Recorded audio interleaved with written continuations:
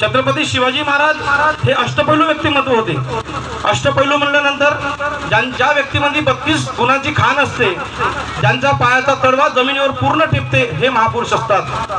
म्हणजे एखाद्या व्यक्तीचा पायाचा तळवा जर जमिनीवर जर पूर्ण जर थांबत असेल किंवा जर तो जमिनीला पूर्ण स्पर्श करत असेल, असेच महापुरुष या भारतात आणि या भूमीवर जन्माला आलेले आहेत।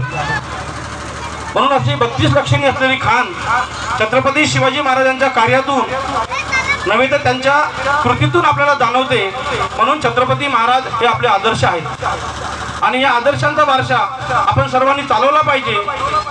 यासाठी या जयंतीच्या माध्यमातून आपण सामाजिक प्रबोधनाचा वारसा आपण लोकांपर्यंत मांडत असतो, जेणेकरून आपल्या घरातील जी पिढी आहे, जी भावी पिढी आहे, त्या पिढीवर हा विचार कोरला गेला पाहिजे।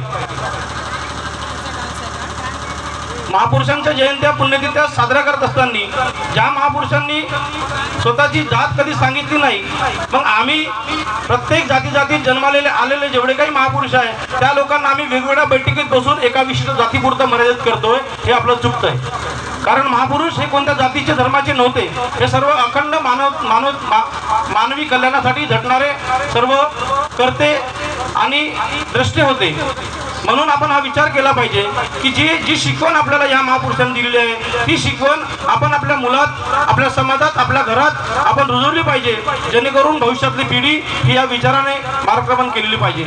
अलीकडे बघतोय आपण की प्रसार माध्यमाच्या माध्यमातून आपल्यापर्यंत ज्या काही गोष्टी आपल्यापर्यंत येत आहे त्या गोष्टी अतिशय चुकीच्या आहेत। खरं तपासलं पाहिजे आणि आपल्या महापुरुषाचा आपण सर्वांगीण स्वीकार केला पाहिजे, जेणेकरून आपलं या ठिकाणी आयुष्य सुकर होईल आणि जगण्याचा मार्ग काढेल। म्हणून छत्रपती महाराजांना बद्दल जेवढं बोलायचं आहे तेवढं आपण कमी आहोत। म्हणून आपण त्यांचा अंगीकार केला पाहिजे, त्यांच्या विचाराचं आचरण केलं पाहिजे आणि आपलं जीवन सुकर केलं पाहिजे। एवढं या प्रसंगी बोलतो। आयोजकांनी मला या मंचावर